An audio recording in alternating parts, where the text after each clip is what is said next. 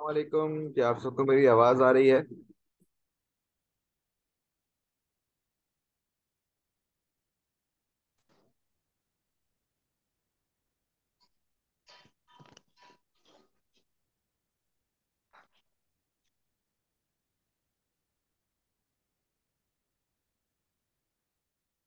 अच्छा जी, उम्मीद करते हैं कि आप सब खैरियत से होंगे और बहुत खुश भी होंगे क्योंकि आपका रिसेंटली अमेरिका डिले हुआ है और कुछ दिन आपके बढ़ गए हैं कि जिसमें आप अपनी प्रैक्टिस को बहुत अच्छे से लेके चल सकते हैं।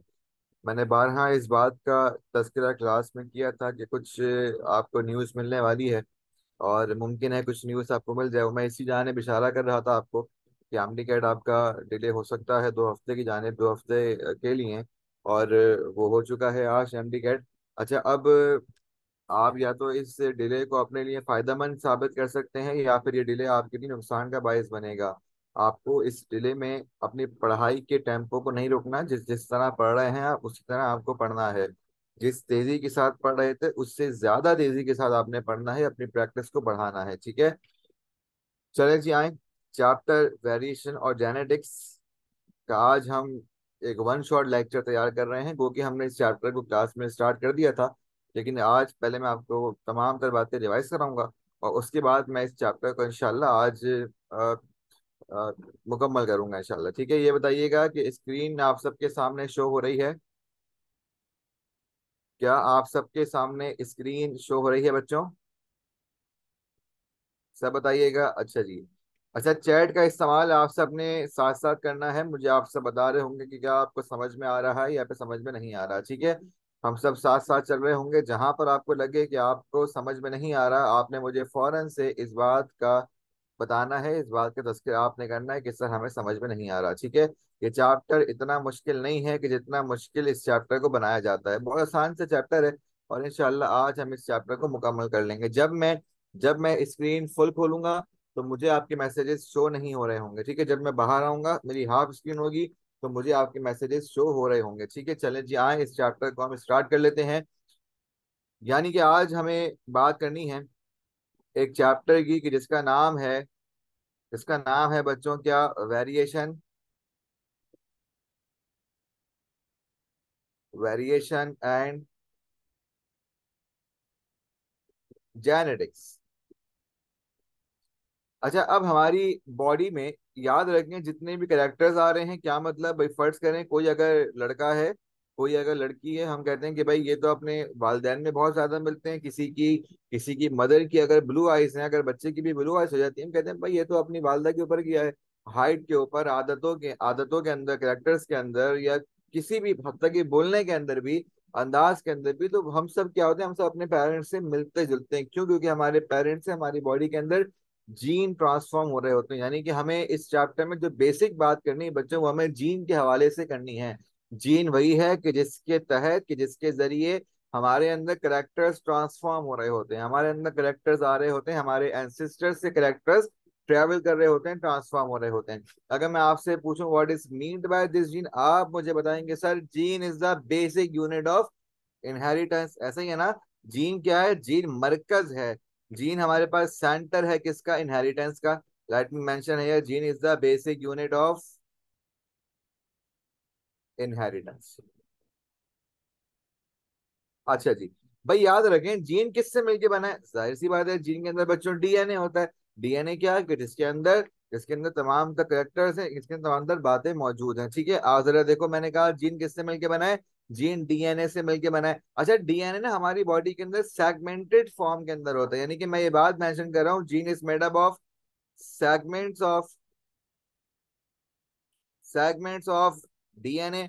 और आप ये बात जानते हैं कि डीएनए के साथ, या डीएनए किससे मिलके बना होता है? प्रोटीन से मिलके बना होता है ना। बहुत सारे प्रोटीन होते हैं, हिस्टोन प्रोटीन, ब्ला ब्ला प्रोटीन। तो मैं यहाँ पर ये बात मेंशन कर रहा हूँ, स्पेसिफिक स्पेसिफिक प्रोटीन। अच्छा, अगर मैं यहाँ पर एक और लफ्ज का इजाफा कर दूं, मैं कह दूं सीक्वेंस ऑफ न्यूक्लियोटाइड, तो क्या ये बात दुरुस्त होगी? अब ये बात जानते हैं, डीएनए के अंदर न्यूक्लियोटाइड भी होता है, नाइट्रोजनस बेसिस भी होती हैं। ऐसा ही है ना? जी बच्चों, ऐसा ही है ना? और अगर मैं कह दूं सीक्वेंस ऑफ अमाइनो एसिड, क्या ये बात वजह होगी? बिल्कुल होगी। क्यों? क्योंकि बच्चों प्रोटीन किससे मिलके बना होता है? प्रोटीन तो बेसिकली अमाइनो एसिड से ही मिलके बना होता है। क्या यहाँ तक आप सब बच्चे मेरे साथ हैं, हाँ या ना? अच्छा जी। अब जरा तमाम तर बातों को अपने लिए बड़ा आसान करना, अपने लिए बड़ा आसान करना। क्या फर्ज करो मैं कह रहा हूं कि जीन तुम हो। जीन कौन है? जीन तुम हो, ठीक है। अच्छा आओ, अगली हम बात करते हैं बच्चों लोकस के हवाले से, ठीक है। एक आपने टर्म सुनी होगी लोकस, ये क्या होता है? ये क्या होता है भाई? फर्ज कर लो अगर मैंने कहा जीन तुम हो, जीन कौन है? जीन तुम हो, और तुम अपने घर में, फर्ज करो ये रहा तुम्हारा एक बड़ा सा घर, ये एक कमरा, ये दूसरा कमरा, तुम पहले वाले कमरे के यहाँ पर मौजूद हो, ठीक है। तुम पहले वाले कमरे में यहाँ पर यानी कि तुम्हारा मकाम क्या है? तुम्हारा मकाम क्या है? तुम्हारी जगह क्या है? तो याद रखो वो जगह, वो प्लेस के जहाँ पर जीन मौजूद होगा, हम उसको नाम देते हैं लोकस का। मैंने कहा जीन तुम हो, तुम जहां पर होगे, जो तुम्हारा मकाम होगा, हम उसे नाम देंगे बच्चों किसका? हम उसे नाम देंगे लोकस का। यानी कि position of a gene on chromosome is called locus. याद रख सब बच्चे, उम्मीद है मेरे साथ होंगे। मैंने कहा position of gene on a chromosome, ठीक है। यहाँ तक सब बच्चे अभी तक मेरे साथ होंगे। हमने पहली बात की जीन के हवाले से, दूसरी बात हमने की बच्चों लोकस के हवाले से। अब तुम इस चैप्टर में एक टर्म और सुनोगे, कौन सी? अलील के हवाले से। भाई ये अलील क्या होता है? What is meant by this allele? Any idea क्या होता है ये अलील? जी भाई जीन भी ना, देखो जीन की फितरत भी हम इंसानों वाली है। जिस तरह इंसानों को दोस्तों की जरूरत है, जिस तरह इंसान को एक बेस्ट फ्रेंड की जरूरत है, उसी तरह जीन को भी अपने एक पार्टनर की जरूरत है। तो अलील क्या है? अलील जीन का पार्टनर है। जीन कहीं भी अकेला ट्रेवल नहीं करता, जीन कभी भी अकेला कहीं नहीं जाता, बल्कि वो अपने पार्टनर को अपने साथ लेकर जाता है। तो अलील is a partner of a gene, ठीक है। अलील is the partner of a gene. For example मैं कह रहा हूँ येलो कलर का जीन वाई, इसके साथ इसका पार्टनर भी आ जाएगा। देखो ये आ गया इसका पार्टनर। तो अलील क्या बेटा? अलील is the partner of a gene. For example यहाँ पर देखो, अगर मैं कह रहा हूँ ये मेरे पास क्रोमोसोम नंबर 1 है, ठीक है। ये मेरे पास एक और क्रोमोसोम है, ठीक है। यहाँ पर मैं कह रहा हूँ ये लोकस आ गया एक जीन का, और यहाँ पर जीन नंबर ए मौजूद है। अब इसी के साथ इसका पार्टनर आ जाएगा, कौन सा? Small A. तो अलील क्या हो गया? Allele is basically the partner of a gene या the alternate form of a gene. क्या यहाँ तक आप सब बच्चे मेरे साथ हैं, हाँ या ना? यहाँ तक क्या आप सब बच्चे मेरे साथ हैं, हाँ या ना? जल्दी बताओ, जल्दी बताओ भाई। यहाँ तक सब बच्चे मेरे साथ हैं? यहाँ तक कोई मसला, कोई परेशानी? चलो आगे चलता हूँ, आगे चलता हूँ। अच्छा अब आओ, आगे चल लेते हैं क्या। भाई हम जानते हैं कि हमारे पास करेक्टर्स होते हैं, ठीक है। हमारे पास अलील होते हैं, हमारे पास जीन है, और जीन के क्या करेक्टर्स हैं। फर्ज करो आप ये बात जानते हैं क्या, ये बात जानते हैं कि अगर मैं कह रहा हूँ कि भाई मेरे पास दो तरह के कलर्स हैं, मिसाल दे रहा हूँ। मैं कह रहा हूँ कि मेरे पास इंसानी इंसानी स्किन के दो कलर्स हैं। एक है चलो वाइट, खाली मिसाल दे रहा हूँ, ठीक है। एक है वाइट और एक है ब्लैक, ठीक है। मिसाल दे रहा हूँ खाली। मैं कह रहा हूँ white colour is dominant, black colour is recessive. क्या मतलब भाई? फर्ज कर लो अगर किसी के फादर गोरे हैं मिसाल के तौर पे, और किसी की मदर, उनका कलर कैसा है? ब्लैक है, ठीक है। अब इनसे जाहिर सी बात है व्हाइट कलर का जीन भी आएगा, ब्लैक कलर का जीन भी आएगा। अब तुम किस कलर के? फॉर एग्जाम्पल अगर जो इनका इनका जो ऑफस्प्रिंग है, अगर वो व्हाइट कलर का है, तो मैं कहूंगा कि व्हाइट वाले जीन ने अपने आप को डोमिनेंट कर दिया, ऐसे ही है ना। व्हाइट वाला जीन अपने आप को शो कर रहा है, जबकि ब्लैक वाला जीन रिसेसिव फॉर्म में मौजूद है। What is mean by this recessive? छुपा हुआ है, वो अपने आप को शो नहीं कर सका। तो जो जीन अपने आप को शो कर देगा, जो जीन डोमिनेंट होगा, हम उसको कैपिटल फॉर्म में शो करेंगे। मैं कह रहा हूँ व्हाइट वाला जीन कैपिटल डब्ल्यू, ठीक है। कैपिटल डब्ल्यू क्यों? क्योंकि ये अपने आप को डोमिनेंसी शो करेगा ना, ये डोमिनेंट है। और ब्लैक वाला मैं कह रहा हूँ स्मॉल डब्ल्यू, ठीक है, स्मॉल डब्ल्यू। ये क्या है? ये ब्लैक वाला जीन है, यानी कि ये रिसेसिव फॉर्म में होगा। मैंने कहा इनकी ऑफस्प्रिंग कैसी है? तो बच्चों इनकी ऑफस्प्रिंग हमारे पास कैपिटल डब्ल्यू स्मॉल डब्ल्यू आके, यानी कि वो जो बच्चा है, वो जो ऑफस्प्रिंग है, वो कहने को तो वाइट है, मगर उसकी बॉडी में ब्लैक वाला जीन भी मौजूद है, मगर रिसेसिव फॉर्म में है, ठीक है। डोमिनेंट क्या है? डोमिनेंट वो करेक्टर है कि जो अपने आप को शो करवाएगा। रिसेसिव वो करेक्टर है कि जो छुप जाएगा, जो अपने आप को शो करवाने में नाकाम हो जाएगा। ठीक है, अच्छा अब आओ जरा दो तीन बातें याद कर लो। क्या, अगर कोई हमारे पास जीन है कैपिटल ए, कैपिटल है, एक मेरे पास जीन है स्मॉल ए, स्मॉल ए, एक मेरे पास जीन है, एक मेरे पास जीन है कैपिटल ए और स्मॉल है, अगर दोनों, अगर जीन और उसका अलील अगर ये दोनों सेम होंगे, हम बोलेंगे they are homozygous, they are homozygous. ठीक है, दोनों डोमिनेंट है। अगर दोनों रिसेसिव एक साथ सेम हो गए, अगर दोनों रिसेसिव एक साथ सेम हो गए, मैं कहूंगा होमोजाइगस रिसेसिव। ठीक है, ऊपर वाला कौन सा है बच्चों? ऊपर वाला है होमोजाइगस डोमिनेंट। नीचे वाला कौन सा, नीचे वाला बेटा है होमोजाइगस रिसेसिव। और जो लास्ट वाला है ये कैसा है देखो, इसके साथ एक कैपिटल है एक स्मॉल है, यानी कि ये हेटेरोजाइगस डोमिनेंस है। This is heterozygous dominance. यहां तक आप तमाम बच्चे मेरे साथ हैं? क्या यहां तक आप तमाम बच्चे मेरे साथ हैं, हाँ या ना?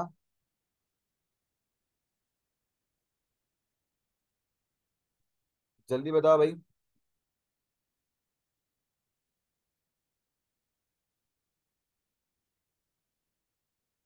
क्या यहां तक आप तमाम तर बच्चे मेरे साथ हैं, हाँ या ना?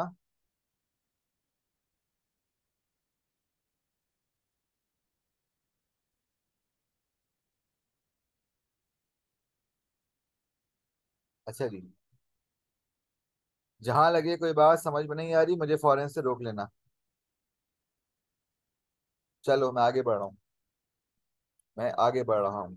अब याद रखो, मैंने कहा ये जो करेक्टर्स अपने आप को शो कर रहे हैं, जो डोमिनेंसी है, जो चीज अपने आप को शो करेगी, तो याद रखो शो करने के लिए जीन की डोमिनेंसी हम चार हिस्सों में डिवाइड कर रहे होते हैं। Gene can be divided, the dominancy can be divided into four types. कौन कौन सी? आओ देखो, सबसे पहली किस्म डोमिनेंसी की, उसको हम नाम देंगे कंप्लीट, कंप्लीट डोमिनेंस। दूसरी टाइप का बच्चों नाम है इनकम्प्लीट डोमिनेंस। तीसरी टाइप का नाम है बच्चों को डोमिनेंस।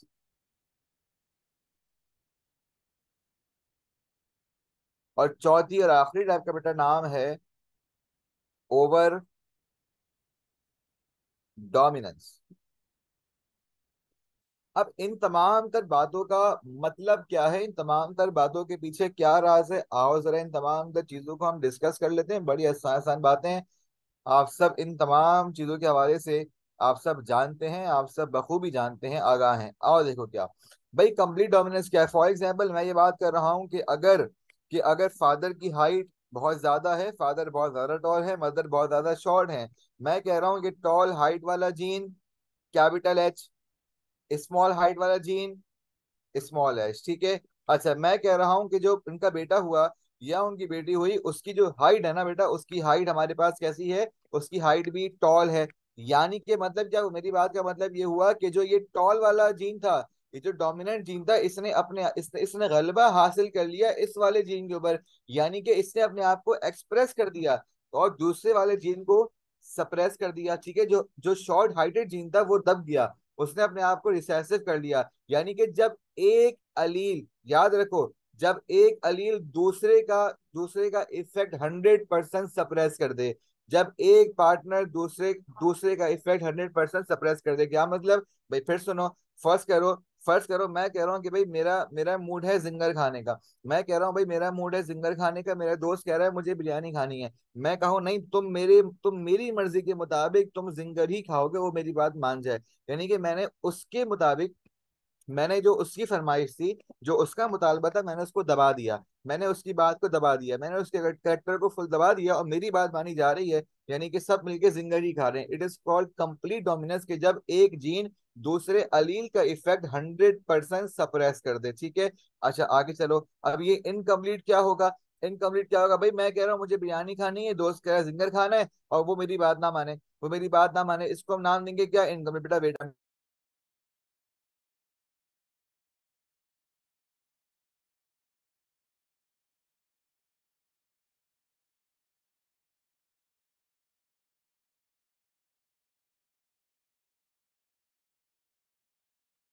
जी बच्चों, मैंने बात की आपसे इनकम्प्लीट के हवाले से। मैंने कहा फर्स्ट करो, मैं कह रहा हूँ कि मुझे जिंगर खाना है, बच्चा बोला है कि नहीं। ये दोस्त मेरा कह रहा है कि नहीं भाई मुझे जो है वो बिरयानी खानी है। और फिर मेरी बात ना मानी जाए, यानी कि वो वाला दूसरा वाला ना मुझे सप्रेस कर दे, दूसरा वाला जीन मेरे जीन को सप्रेस कर दे, तो इसको हम नाम देते हैं क्या, इनकम्प्लीट डोमिनेंस। जब 100% सप्रेस ना कर सके, ठीक है, जब 100% सप्रेस बेटा वो ना कर सके।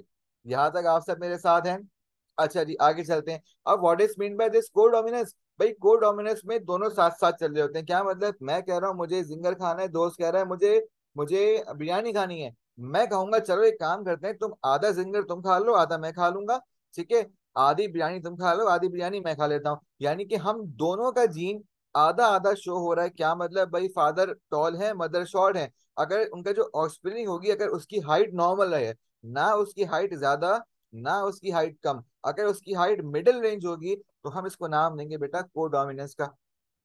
चलो फिर सुन लो। अगर मैं कह रहा हूँ फादर येलो फ्लावर की बात कर रहा हूँ, एक father flower yellow, mother flower चलो मान लो रेड। मैं कह रहा हूँ जो उनका उनकी जो ऑफस्प्रिंग है, जो नया फ्लावर आ रहा है वो पिंक रहेगा, यानी कि उन दोनों ने अपना अपना कलेक्टर इसमें शामिल कर दिया, दोनों का साथ शामिल हो रहा है। तो हम इसे बेटा नाम देंगे क्या, इसे हम नाम देंगे कोडोमिनेंस।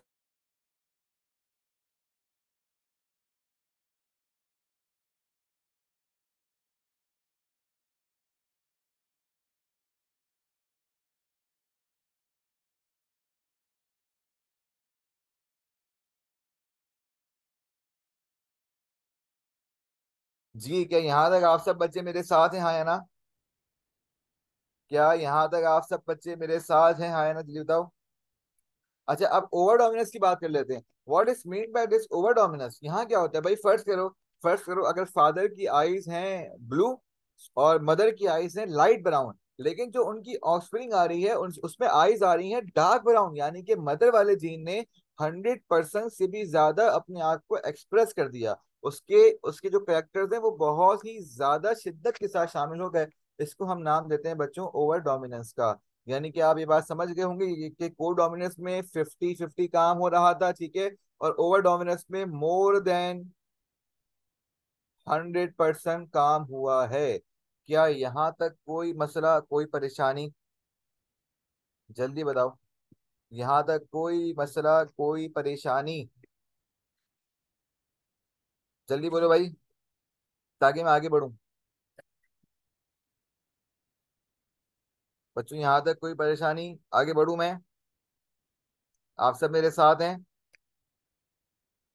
सब मेरे साथ है ना?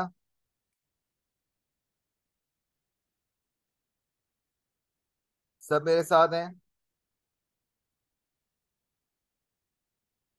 ओके, मैं आगे बढ़ रहा हूँ, आगे बढ़ रहा हूँ। अगली बात सुनो।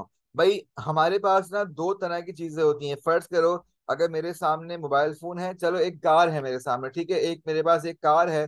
मैं कह रहा हूँ भाई ये गाड़ी जो है ना, ये गाड़ी दिखने में बड़ी अच्छी है, इस गाड़ी में चलती अच्छी है, नहीं कि वो चीजें जो मुझे दिख रही हैं, जिन चीजों को मैं ऑब्जर्व कर रहा हूँ, जिन चीजों को मैं देख सकता हूँ, यानी कि मैं उनकी फिजिकल अपीयरेंस से मैं उन चीजों को देख सकता हूँ, मैं उन चीजों को नाम दूंगा फिनोटाइप। यानी कि कोई करेक्टर है, आपको पता है भाई फला फला बंदा, उसके उसकी हाइट बहुत ज्यादा है, फला की हाइट बहुत कम है। अब ये आपको नजर आ रहा है ना, लेकिन आपको तो नहीं इल्म कि इसका जीनोटाइप कैसा है, इसका जीनोटाइप कैसा है, इसकी बॉडी में जीन कैसे आया, उसकी बॉडी में शॉर्ट हाइट का कोई रिसेसिव जीन है या नहीं है, इस बात का आपको इल्म नहीं है। यानी कि जो चीजें हमें दिख रही हैं, फिजिकल अपीयरेंस जो हम देख सकते हैं, उसे हम नाम देते हैं बच्चों क्या, फिनोटाइप। और जिन चीजों को हम देख नहीं सकते, यानी कि मैं जीनोटाइप के हवाले से आपसे बात कर रहा हूँ कि उसका जेनेटिक मटेरियल कैसा है, उसके जेनेटिक कॉम्बिनेशन कैसा है, आया उसके पास हेट्रोजाइगस जीन है, आया उसके पास होमोजाइगस जीन है, आया उसके पास डोमिनेंट या रिसेसिव जीन है, हमें इस बात का इल्म नहीं है। हम खाली फिनोटाइप को देख सकते हैं, ठीक है, हम जीनोटाइप को देख नहीं सकते। क्या आप यहाँ तक आप सब मेरे साथ हैं? याद रखो, अगर हमें जीनोटाइप पता होना, अगर हमें जीनोटाइप बताओ तो बच्चों याद रखो, जीनोटाइप से फिनोटाइप का अंदाजा लगाना बहुत ही आसान है ना। अगर फॉर एग्जांपल मैं कह रहा हूँ tall height capital H, small height small H, अब ये बात करना बड़ा आसान है कि भाई इसकी हाइट कैसी होगी, हाइट पे टॉल होगी, क्योंकि इसके पास टॉल वाला जीन मौजूद है, यानी कि जीनोटाइप के साथ, जीनोटाइप का पता होने के बाद हमें फिनोटाइप पता चल सकता है बड़ी आसानी के साथ। लेकिन अगर आपको खाली फिनोटाइप पता है तो क्या आप जीनोटाइप का अंदाजा लगा सकते हैं? नहीं लगा सकते। Are you all getting my point? यहाँ तक सब बच्चे मेरे साथ हैं, हाँ या ना? यहाँ तक सब बच्चे मेरे साथ हैं, हाँ कि ना? जल्दी बोलो ताकि मैं आगे बढ़ूं। आगे बढ़ जाऊं मैं? सब मेरे साथ हैं?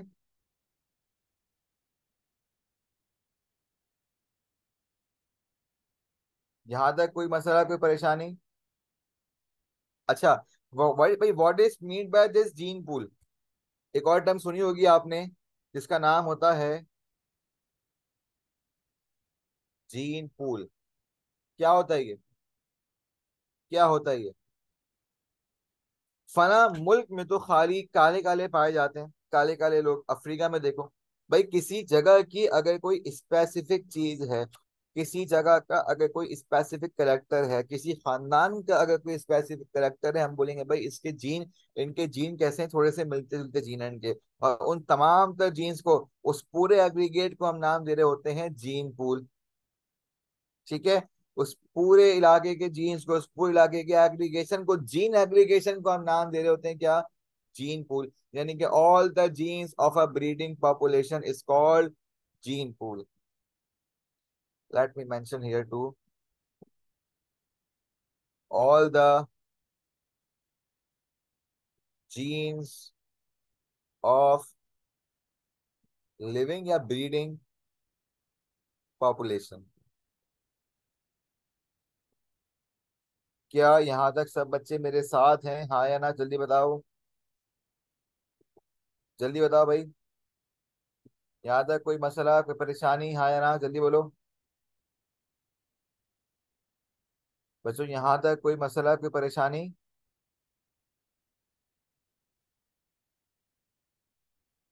आगे बढ़ूं? अब तक ये चैप्टर कैसा, आसान है, मुश्किल है?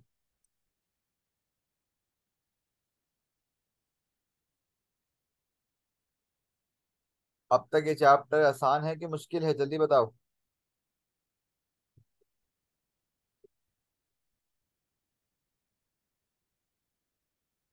चलो आगे बढ़ रहा हूँ।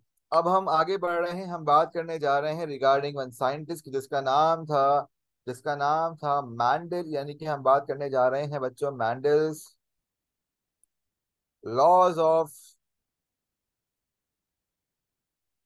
Inheritance.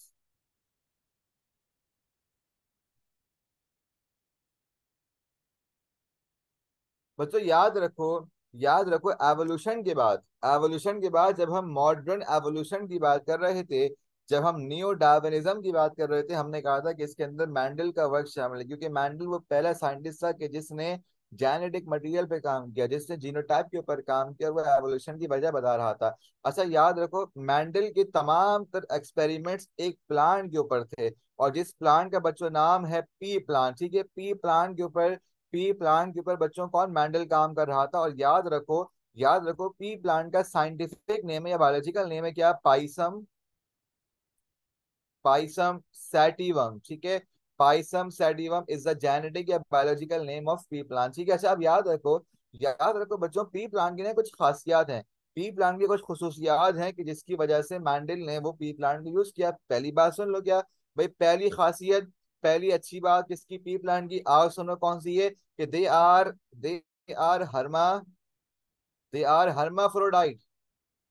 They are hermaphrodite. What is mean by this hermaphrodite? भाई इसका मतलब ये है कि उस एक ही बॉडी में, दे आर बाइसेक्सुअल, उस एक ही बॉडी में मेल ऑर्गन भी है, फीमेल ऑर्गन भी। यानी कि उसमें अलग अलग सेक्सेस नहीं है, बल्कि एक ही बॉडी के अंदर दोनों तरीके से काम चल सकता है। यानी कि उसके अंदर सिंगल पेरेंट से काम हो रहा होता है। ठीक है?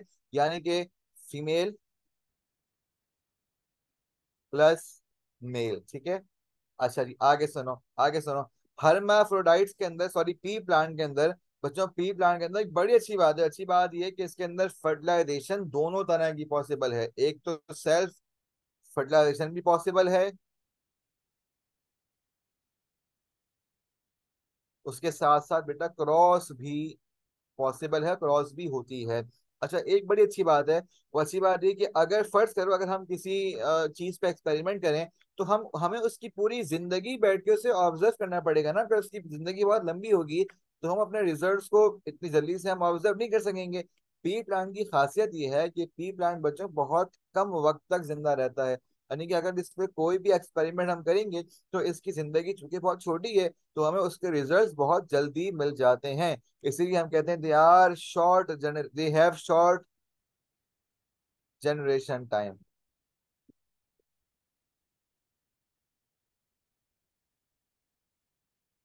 क्या यहाँ तक आप सब बच्चे मेरे साथ हैं? क्या यहाँ तक आप सब बच्चे मेरे साथ हैं, हाँ या ना? जल्दी बताओ, जल्दी बताओ। अच्छा, अब मैंडल ने पी प्लांट्स के हवाले से कुछ करेक्टर्स का तस्करा किया कि कुछ करेक्टर्स उसके अंदर बच्चों डोमिनेंट थे, कुछ क्या थे, कुछ रिसेसिव थे। अच्छा, मैंने इसके लिए एक बहुत ही खास ट्रिक बनाई हुई है, और 1.5 मिनट की मेरी वीडियो है, उसमें आपको इस करेक्टर से आप आपके फिंगर टिप्स पे करेक्टर्स आ जाएंगे इंशाल्लाह।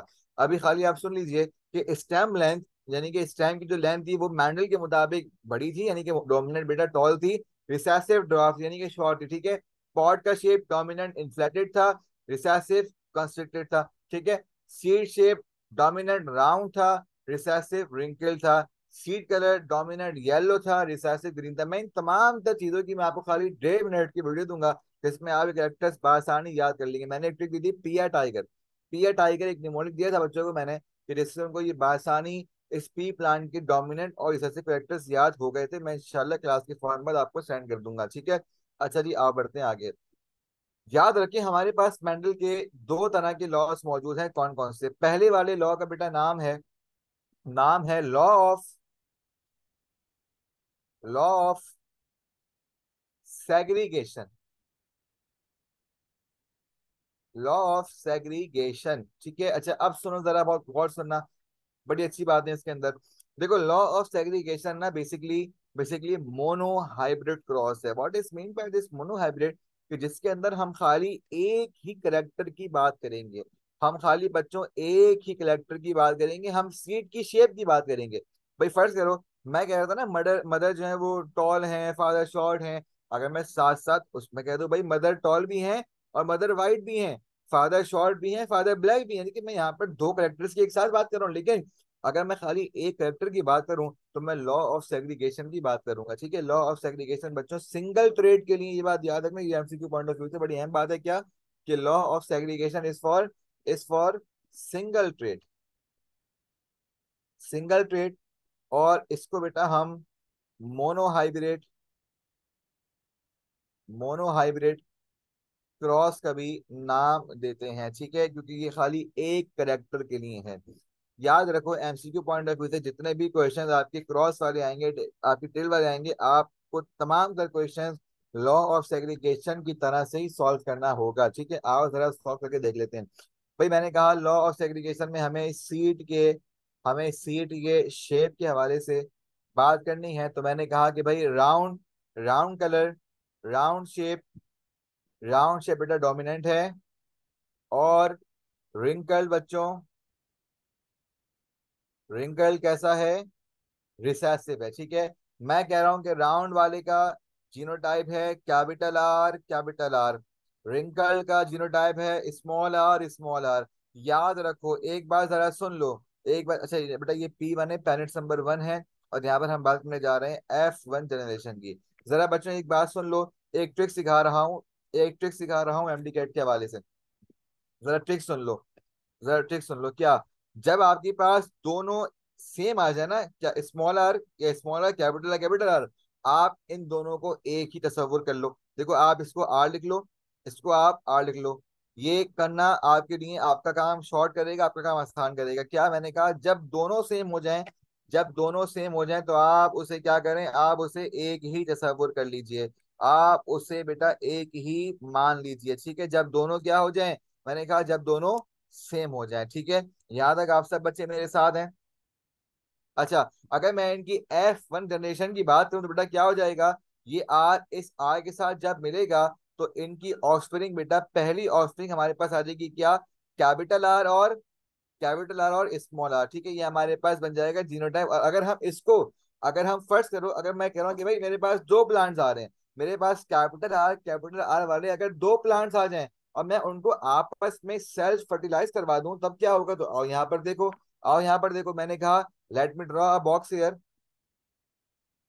Late me draw a box here. मैं कह रहा हूं capital R small R, capital R small R. अब मैंने क्या किया, मैंने इनको सेल्फ फर्टिलाइजेशन के लिए अलाउ कर दिया, ठीक है? वो दोनों प्लांट आपस में सेल्फ फर्टिलाइज कर रहे हैं। आओ जरा इनको मल्टीप्लाई करो, capital R multiply by capital R, क्या बन गया ये? कैपिटल आर और capital R. Capital R multiply by small R, क्या बन गया? कैपिटल आर और small R. Small R multiply by capital R, क्या बन गया बेटा? डोमिनेंट को हम हमेशा पहले लिखते हैं, कैपिटल आर और small R. Small R multiply by small R, क्या बन गया? स्मॉल आर और स्मॉल आर। आओ जरा यहाँ पर चेक कर लो, मुझे बताओ, मुझे बताओ कि तुम्हें क्या लग रहा है कि इसमें से कितने येलो हैं, सॉरी इसमें से बेटा कितने राउंड है और कितने रिंकल्ड हैं? जरा देख के बताओ। अब हम देखते हैं बच्चों, बेटा फिनोटाइप के हवाले से अगर मैं यहाँ पर आपसे बात करूं, अगर मैं यहाँ पर आपसे बात करूं फिनोटाइपिक रेशो की, जरा यहाँ पर देखिए कैपिटल आर यहाँ पर आ गया, यानी कि ये क्या होगा? ये राउंड होगा, ये राउंड होगा, ये राउंड होगा। वो अलग बात है कि होमोजाइगस या रिसेसिव है, वो आप जानते हैं, होमोजाइगस है हेटेरोजाइगस है, कि आप जानते हैं। हम बात करेंगे जीनोटाइप के अंदर। फिलहाल फिनोटाइपिक रेशियो के मुताबिक क्या है बेटा? तीन कौन है? तीन राउंड है, खाली एक रिंकल्ड है। ये आपसे एमसीक्यू में वो पूछेंगे, the phenotypic ratio of law of segregation. आप बोलेंगे तीन राउंड है, एक हमारे पास कैसा है बेटा? एक हमारे पास रिंकेल्ड है। लेकिन अगर मैं जीनोटाइपिक रेशो की बात करूं, अगर मैं आपसे जीनोटाइपिक रेशो की बात करूं, तो आप जरा यहां पर देख लीजिए। भाई पहला हमारे पास, जरा बताओ होमोजाइगस डोमिनेंट कितने हैं? होमोजाइगस डोमिनेंट,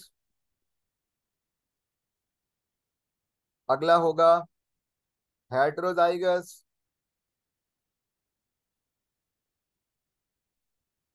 अगला होगा,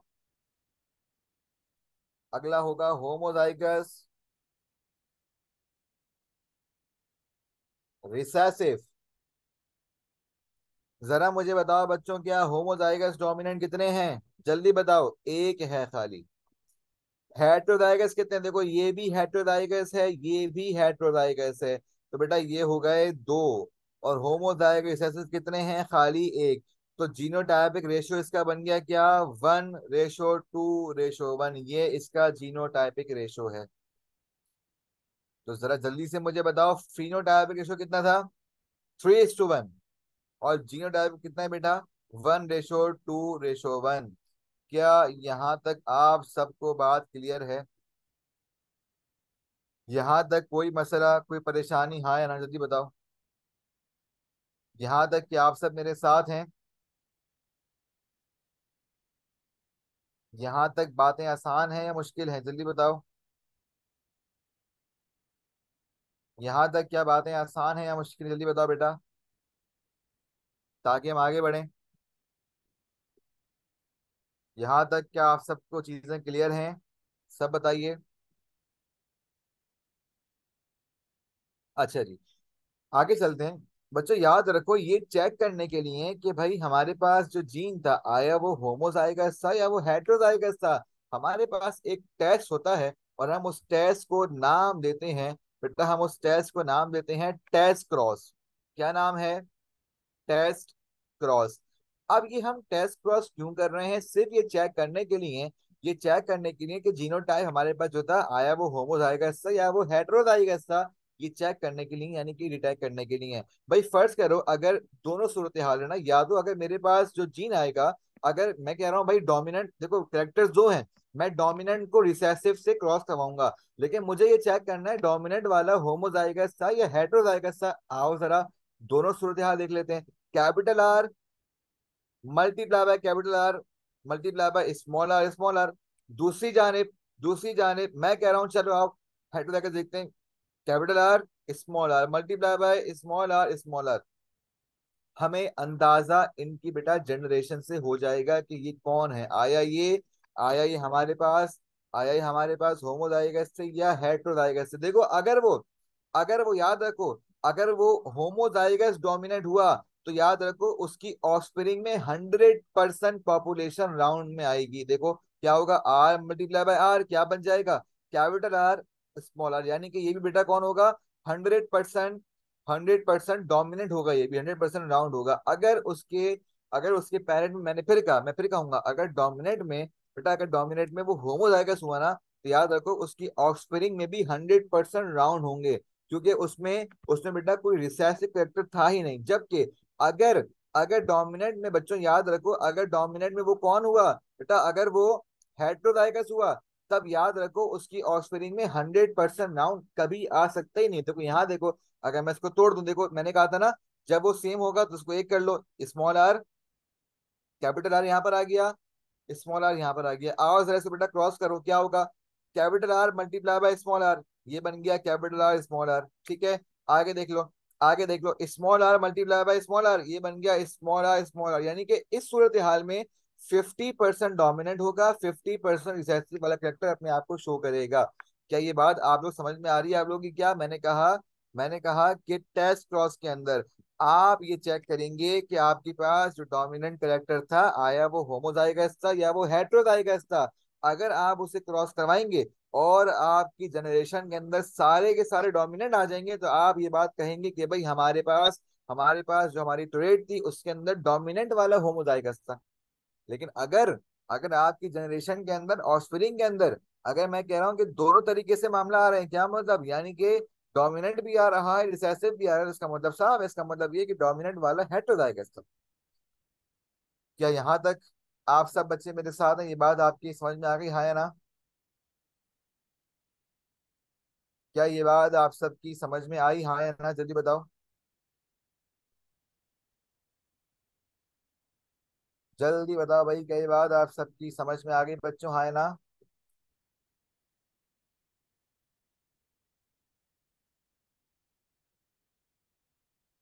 आगे बढ़ूं?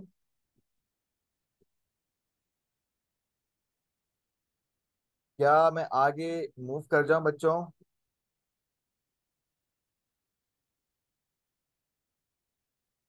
चलो, I am moving forward, I am moving forward, okay. चलो जी आओ। बेटा अगला लॉ हमारे पास होता है कौन सा, लॉ ऑफ इंडिपेंडेंट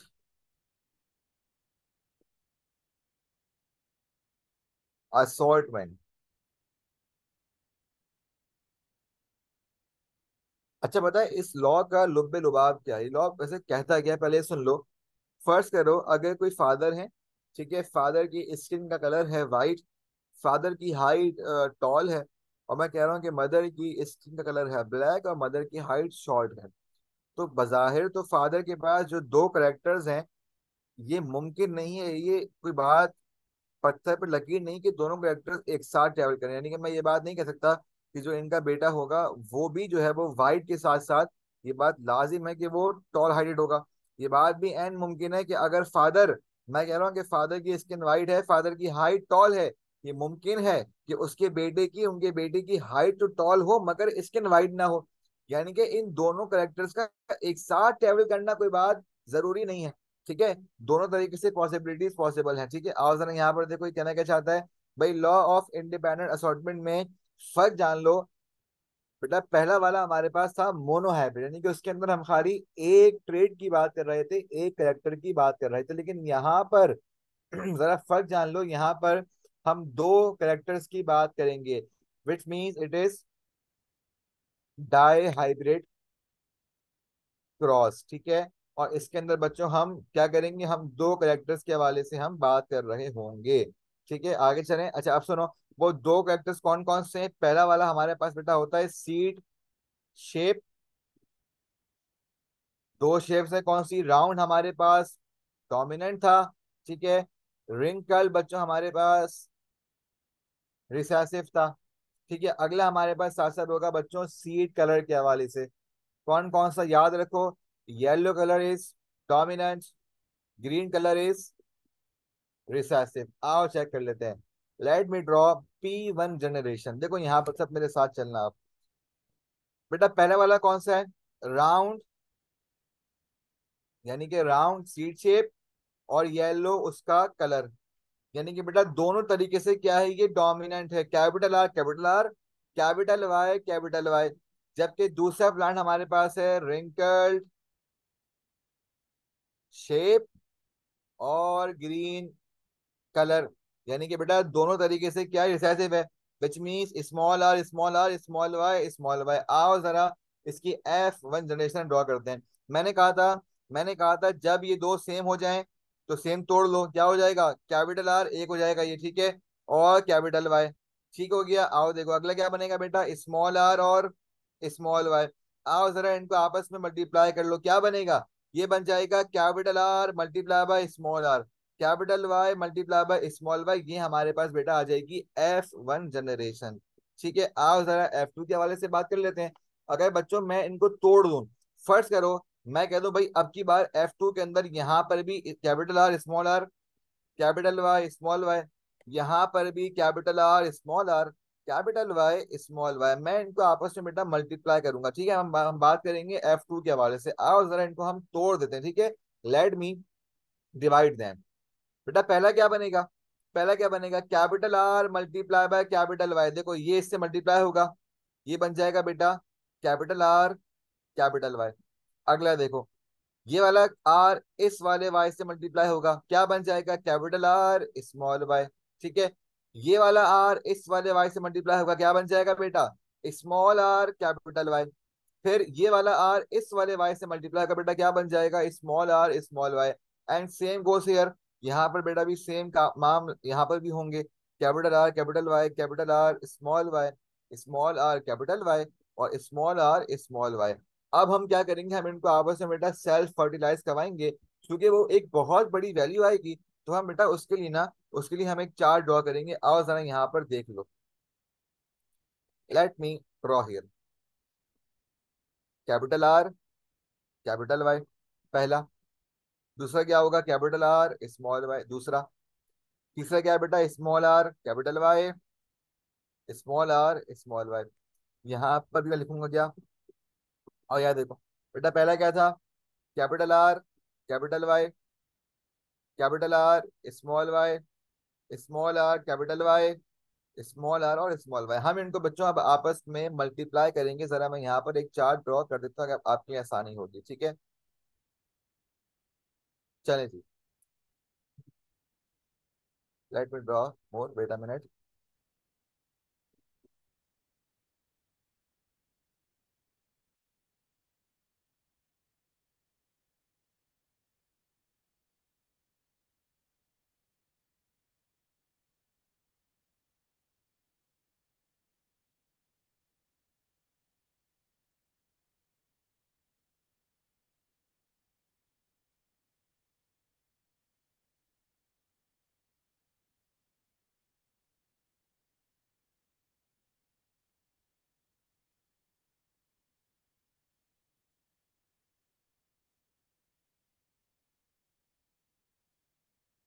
चले बच्चों आए जरा इसको हम सॉल्व करें, आप सब मेरा साथ देंगे, ठीक है, आप सब मेरे साथ साथ सॉल्व कर रहे होंगे इसको। आ जाओ बेटा, सबसे पहले जब कैपिटल आर मल्टीप्लाई होगा, जब बेटा capital R capital Y multiply होगा कैपिटल आर कैपिटल वाई से ही, तो जरा बताओ बेटा क्या आंसर आएगा, capital R capital R capital Y capital को ये इससे मल्टीप्लाई हुआ, ठीक है, अच्छा ठीक। अब जब बेटा यही वाला इससे मल्टीप्लाई होगा, क्या आंसर आएगा, कैपिटल आर कैपिटल वाई और स्मॉल वाई। ठीक है, आओ देखो अब यही वाला इससे मल्टीप्लाई होगा बेटा, क्या आएगा, capital R small R capital Y और कैपिटल वाई। अब जब यही वाला इससे मल्टीप्लाई कर लो, क्या बनेगा, capital R small R capital Y और स्मॉल वाई। यहां तक सब मेरे साथ हैं। अगला देखो अब, आओ जरा बेटा जब ये वाला इससे मल्टीप्लाई होगा, क्या बनेगा ये, capital R capital R capital Y small Y, ठीक है। अगला देखो, कैपिटल आर स्मॉल वाई, देखो ये वाला इससे मल्टीप्लाई हुआ, ठीक है। बेटा अब जब ये वाला इससे होगा क्या बनेगा, capital R small R capital Y और स्मॉल वाई।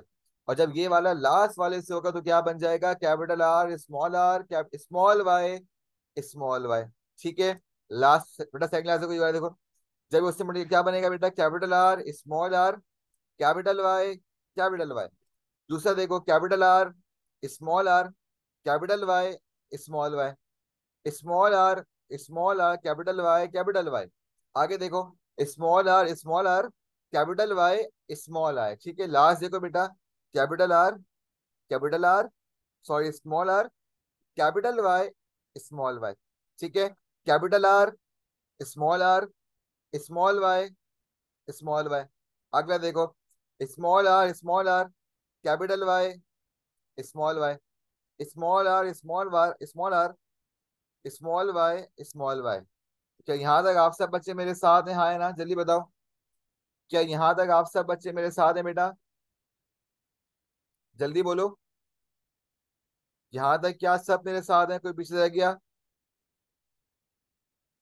क्या यहाँ तक सब मेरे साथ हैं, हाँ या ना, जल्दी बताओ बच्चों। सब बच्चे रिस्पॉन्ड करें, क्या यहाँ तक सब बच्चे मेरे साथ हैं, हाँ या ना? सब रिस्पॉन्ड करें जल्दी से।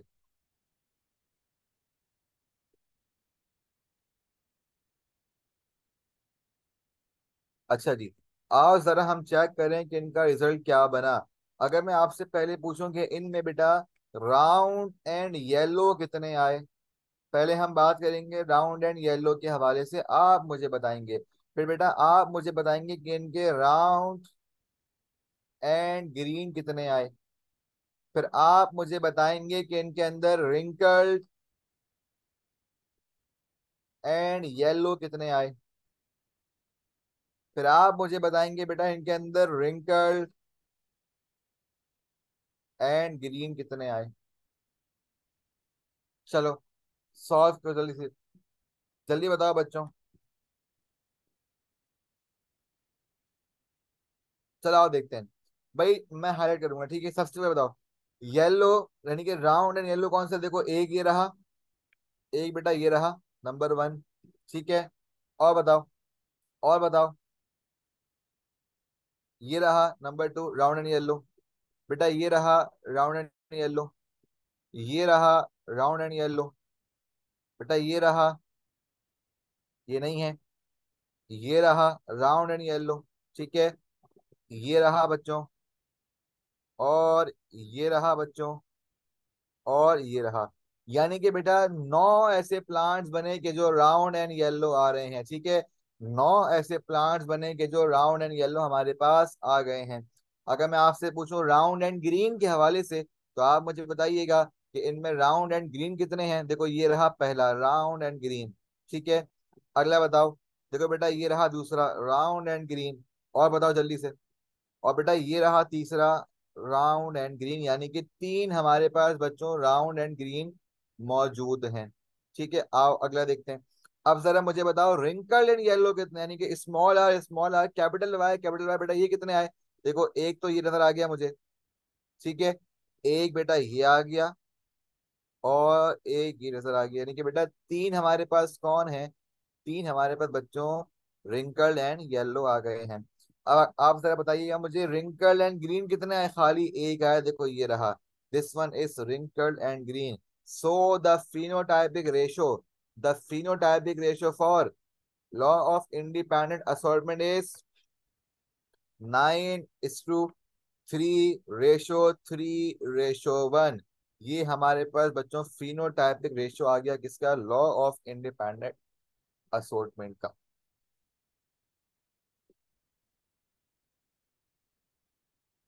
क्या यहाँ तक सब बच्चों को बात क्लियर है? अच्छा, अब अगर वो आपसे पूछ ले कि टोटल गैमेट्स कितने बने, तो आप बोलेंगे टोटल हमारे पास 16 गैमेट्स बन रहे हैं। और इन 16 में से बेटा 9 कैसे हैं, 9 कैसे हैं येलो एंड राउंड। ठीक है। 3 कैसे हैं राउंड एंड ग्रीन, 3 कैसे हैं रिंकल्ड एंड येलो, और एक कैसा है रिंकल्ड एंड ग्रीन। क्या यहाँ तक आप तमाम तर बच्चे मेरे साथ हैं या पीछे रह गए? क्या यहाँ तक आप सब बच्चे मेरे साथ हैं या पीछे रह गए, जल्दी बताओ। यहाँ तक कोई मसला बच्चों, कोई परेशानी? जल्दी बोलो। यहाँ तक ये चैप्टर आसान है या मुश्किल है, जल्दी बताओ।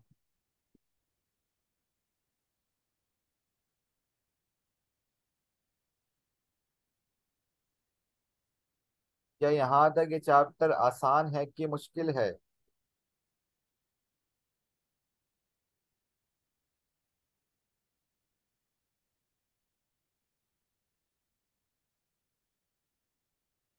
आगे बढ़ूं?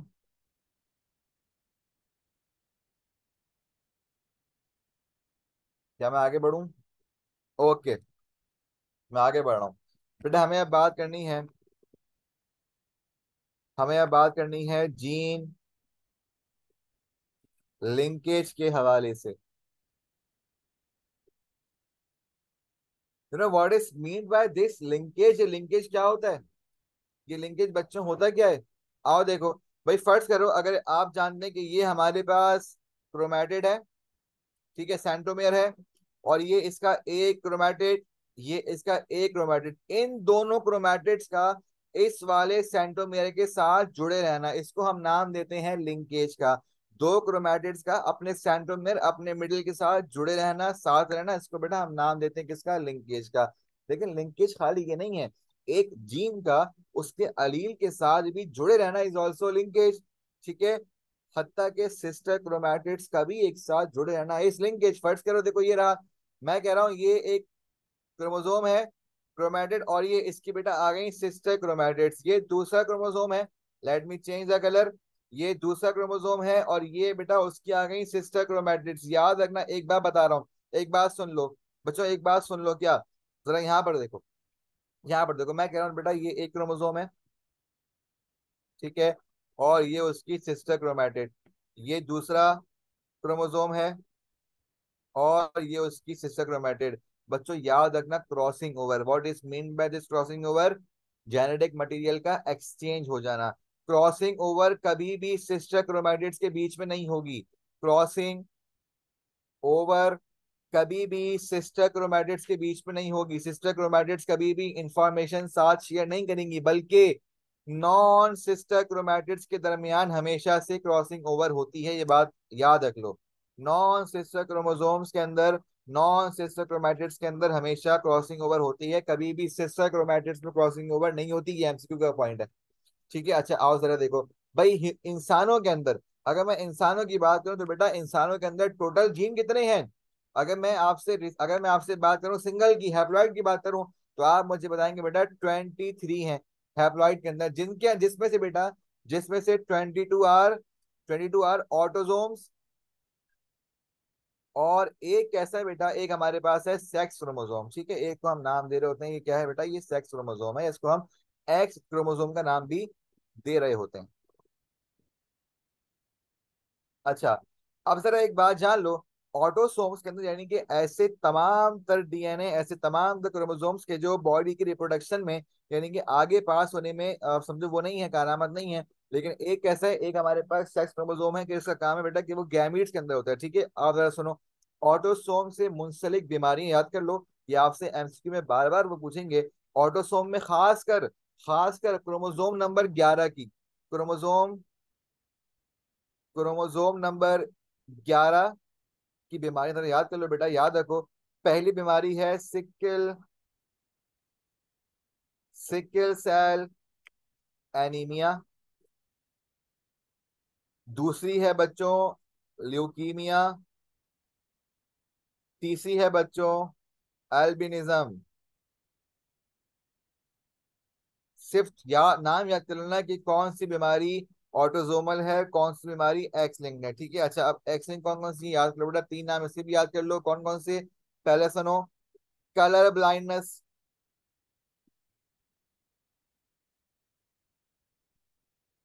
दूसरा हीमोफीलिया। तीसरा गाउट। इन बीमारियों में डिफरेंस हमेशा याद रखना, ये आपसे बार बार पूछते हैं। वो आपसे पूछेंगे कौन सी बीमारियां ऑटोसोमल हैं, कौन सी बीमारियां एक्स लिंक्ड हैं।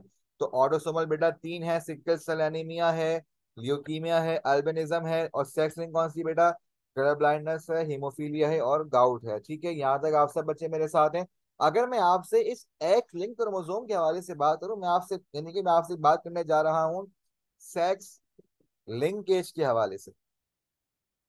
यानी कि बात जरा सुनना गौर से कि किस तरह हमारी बॉडी के क्रोमोसोम सात तो हैं, लेकिन उनको इस बात का पता कैसे कि उन्हें उन्हें जो आगे जो बेबी फॉर्म करना है वो मेल होगा या फीमेल होगा। आओ देखो भाई, फर्ज कर लो अगर मैं कह रहा हूँ ये मेरे पास एक सेंट्रोमियर क्रोमैटिड और ये इसकी सिस्टर क्रोमैटिड। ठीक है, ये मेरे पास यहाँ पर आ गया, या चलो फर्ज करो ये एक जीन, ये उसका अलील। ठीक है, ये उसका अलील। याद रखना बच्चों, याद रखना फीमेल के अंदर ना, अगर मैं आपसे फीमेल की बात करूं, याद, अच्छा एक बार और सुन लो। हमारी बॉडी का dominant X link dominant chromosome is always X. X is always dominant, Y हमेशा रिसेसिव होगा। ठीक है, X is always dominant and Y is recessive. ठीक है, याद रखो फीमेल के अंदर दोनों कौन से हैं, दोनों बेटा एक्स हैं।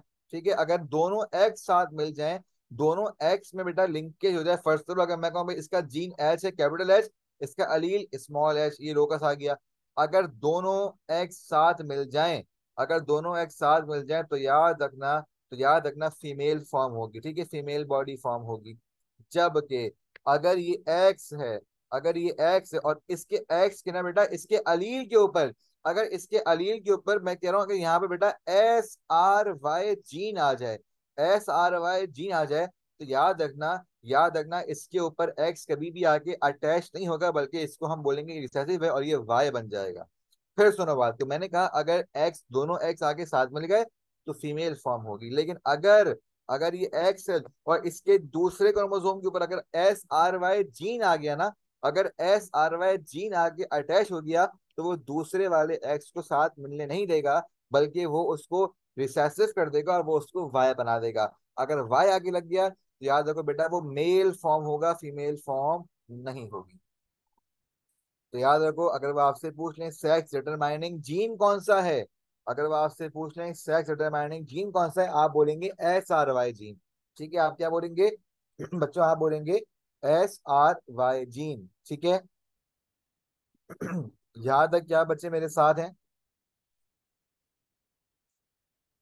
यहाँ तक क्या आप सब बच्चे मेरे साथ हैं, हाँ या ना, जल्दी बताओ। ईशा, मैंने कहा था क्रोमोसोम नंबर 11 के ऊपर तीन बीमारियां आके मसला करती हैं। देखो दलवरिया, बात सर यही तो है कि उस एक्स को रोकता कौन है, SRY जीन आके रोकता है उसको। अगर SRY जीन आके लग जाएगा तो वो एक्स रुक जाएगा, उनकी लिंकेज टूट जाएगी।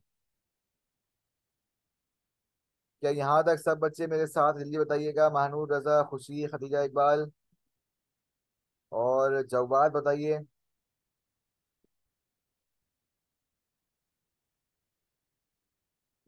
क्या आप सबको यहाँ तक समझ में आया है, हाँ या ना?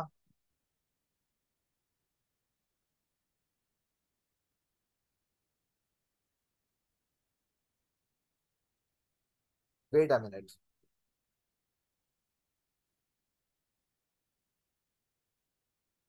अच्छा जी, आगे चलते हैं। भाई हमें यहाँ बात करनी है रिगार्डिंग बच्चों में बात करनी है रिगार्डिंग ब्लड ग्रुप के हवाले से। ठीक है, मैंने पहले से लिख लिया 10 यहाँ पर आपके सामने, ताकि टाइम बचेगा और समझाने में आसानी होगी। ठीक है, अब बताओ कि आप सबको स्क्रीन शो हो रही है? क्या आप सबको बच्चों स्क्रीन शो हो रही है, हाँ या ना?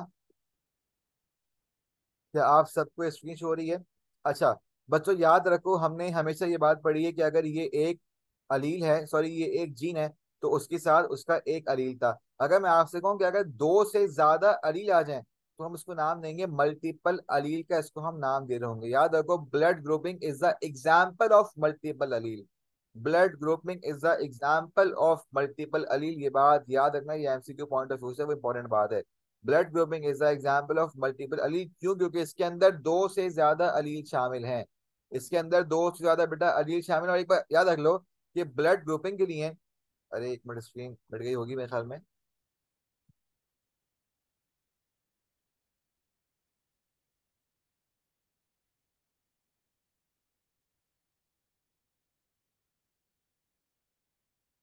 जी बच्चों, क्या स्क्रीन शो हो रही है? क्या स्क्रीन शो हो रही है? जल्दी बताओ। अच्छा याद रखो, मैंने कहा blood grouping is example of multiple allele, और ब्लड ग्रुपिंग के लिए जो जीन हमारी बॉडी के अंदर है ना, वो आई जीन है। आई जीन से ब्लड ग्रुपिंग हम शो करते हैं, और अगर किसी की बॉडी में आई जीन ना हुआ तो बेटा वो ओ ब्लड ग्रुप की तरफ वो मामला चला जाता है। फर्ज करो, क्या ये स्क्रीन खुली हुई है, यानी कि ये स्लाइड शो हो रही है या फोल्डर शो हो रहा है, क्या शो हो रहा है आप लोगों को बच्चों? क्या ये स्लाइड शो हो रही है ब्लड ग्रुप वाली? अच्छा रुको।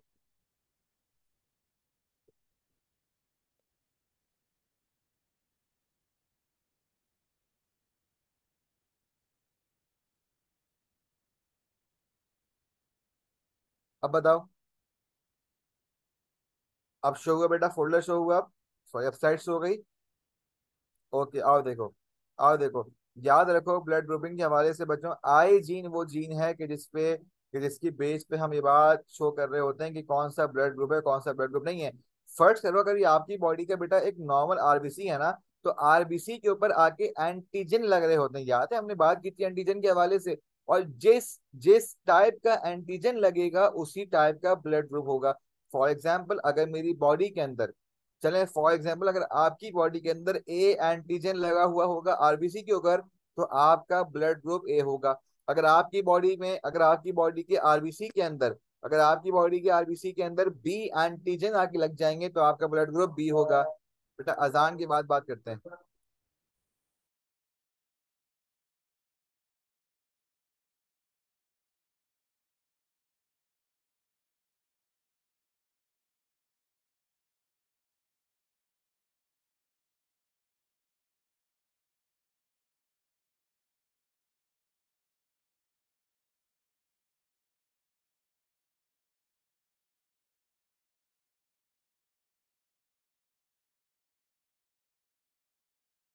जी बच्चा, हमारी क्लास बस अपनी एंडिंग पर है, फिर आपसे नमाज पढ़िएगा फौरन से। अच्छा हम बात कर रहे थे ब्लड ग्रुपिंग के हवाले से, मैंने कहा आई जीन वो जीन है कि जिसकी बेस पे आप बताएंगे कि आपका ब्लड ग्रुप कौन सा है। मैंने कहा आरबीसी के ऊपर आके जो एंटीजन लगेगा वही एंटीजन आपका ब्लड ग्रुप होगा। आओ देखो, फर्स्ट करो, अगर आई जीन को बेटा, अगर आई जीन के ऊपर बेटा अगर आई जीन के ऊपर यानी कि आरबीसी के ऊपर आगे एंटीजन लग जाए ए वाला, अगर आरबीसी के ऊपर आके एंटीजन लग जाए ए वाला, तो जरा बताओ मुझे आपका ब्लड ग्रुप कौन सा होगा बच्चों? आपका ब्लड ग्रुप ए होगा। ठीक है, आपका ब्लड ग्रुप ए होगा। अब देखो, A can be positive and A can be negative, मैं पॉजिटिव नेगेटिव की बात मैं इसकी बात करूंगा, ठीक है? अच्छा अब जरा सुनना, अगर आपका ब्लड ग्रुप ए है तो याद रखो बॉडी किससे हिफाजत करेगी?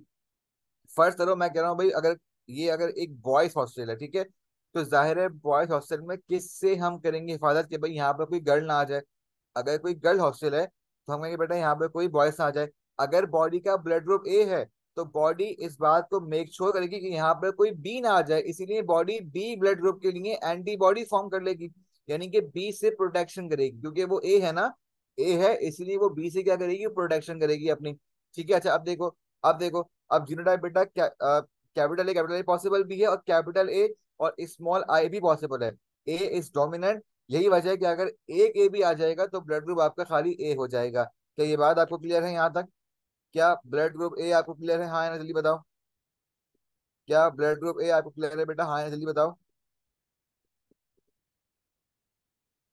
अच्छा अब जरा सुनो, सुनो, अगर आपकी बॉडी में, अगर आई जीन बेटा, अगर आई जीन पे या फिर अगर आपके आरबीसी के ऊपर अगर बी अगर बी एंटीजन आके लग जाए तो क्या होगा? तो आपका ब्लड ग्रुप बच्चों बी हो जाएगा। ठीक है, B can be positive and B can be negative. ठीक है, अच्छा आप सुनो, चूंकि ब्लड ग्रुप बी है तो बेटा वो हिफाजत किससे करेगा?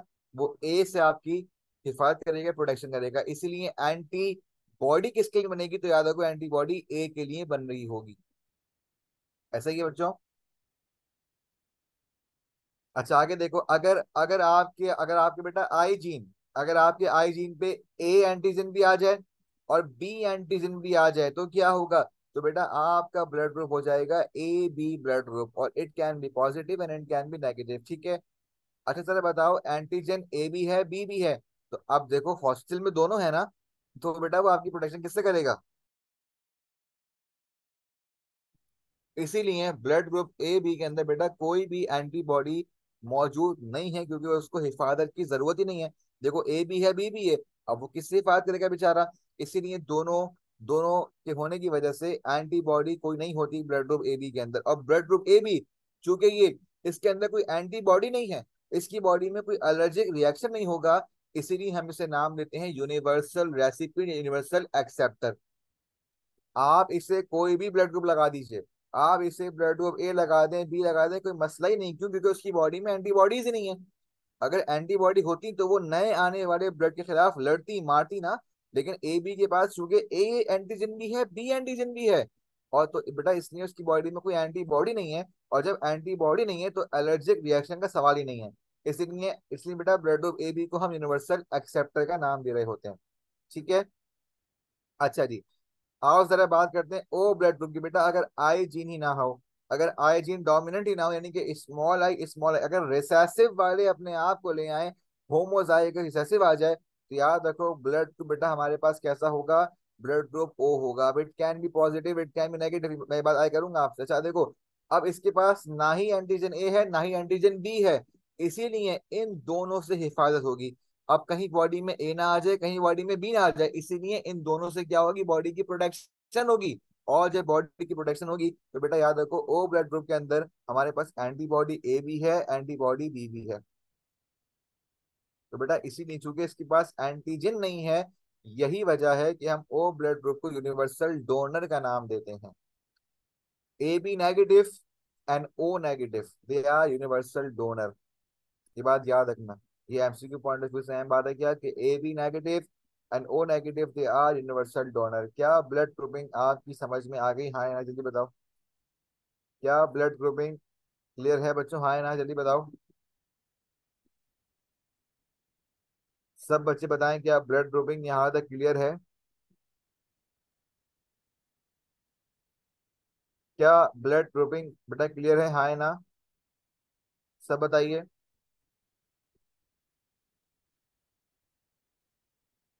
अच्छा जी, अब पॉजिटिव और नेगेटिव के हवाले से बात करते हैं कि ब्लड ग्रुप बेटा कब पॉजिटिव होगा और कब नेगेटिव होगा। आप जरा यहाँ पर देखो, जरा यहाँ पर देखो। हमारी बॉडी में तीन तरह के जीन मौजूद हैं। एक जीन सी है, एक जीन डी है, एक जीन ई है। अगर अगर बेटा जीन नंबर डी, अगर जीन नंबर डी डोमिनेंट हो जाए तो हम बोलेंगे इसका ब्लड ग्रुप पॉजिटिव है। अगर जीन डी ना हुआ तो हम बोलेंगे इसका ब्लड ग्रुप नेगेटिव है। मैंने कहा ना तीन तरह के जीन है, जिसको हम आर एच फैक्टर का नाम देते हैं। अगर जीन नंबर सी है, जीन नंबर डी है, जीन नंबर ई है, अगर खाली बॉडी के अंदर जीन नंबर सी और बेटा जीन नंबर ई डोमिनेट हो जाए तो ब्लड ग्रुप इज नेगेटिव, कोई मसला ही नहीं है।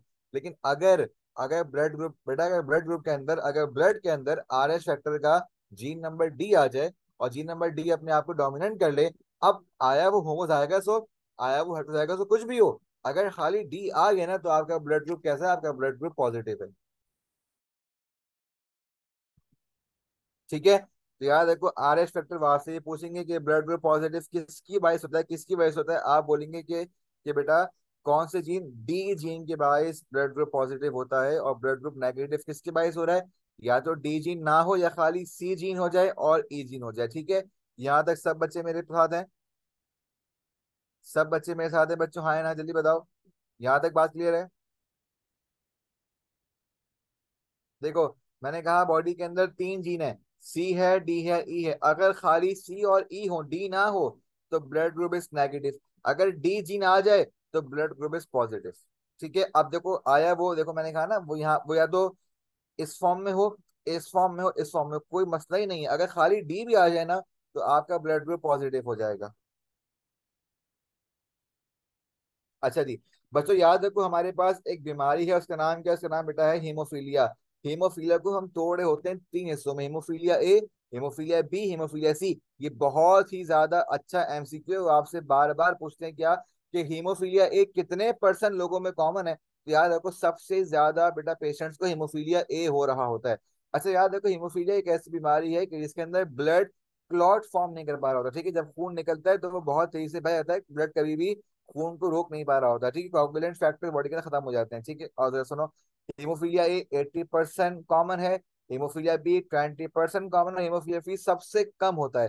हेमोफीलिया सी बेटा सबसे कम होता है क्योंकि वो ऑटोसोमल है, वो सेक्स लिंक क्रोमोसोम में नहीं है, बल्कि वो ऑटोसोमल क्रोमोसोम पे होता है। इसीलिए वो जेनेटिक्स से आना बहुत मुश्किल है। जबकि हीमोफीलिया ए और हीमोफीलिया बी ये क्या होता है बेटा, ये एंसेस्टर से आ रहे होते हैं, because they are present on X link chromosome ना, तो वो तो आगे ट्रांसफॉर्म होते हैं। तो इसीलिए हीमोफीलिया ए सबसे ज्यादा कॉमन है, 80% है। हीमोफीलिया बी बेटा 20%, और सी कितना है, खाली 1% पाया जाता है। अच्छा, हम जीन को ना बच्चों, हम जीन को फैक्टर का भी नाम दे रहे होते हैं, ठीक है, gene is also called factor. Hemophilia A कौन से जीन पे होता है बेटा, ये फैक्टर नंबर 8 पर होता है। हेमोफीलिया बी बेटा फैक्टर नंबर 9 पे होता है। हेमोफीलिया सी फैक्टर नंबर 11 पर होता है। ये फर्क याद रखना, इस फर्क से एमसीक्यू बनते हैं लाजमी, ठीक है। क्या यहाँ तक आपको मेरी तमाम तर बातें समझ में आई या नहीं आई?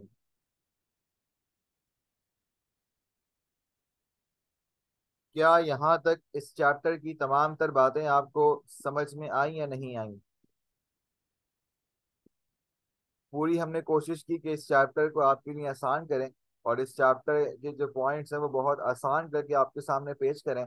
अच्छा, इस चैप्टर में आपको एक टॉपिक बुक से याद करना, रट्टा मारना है उसका, वो है ड्रोसोफिला वाला।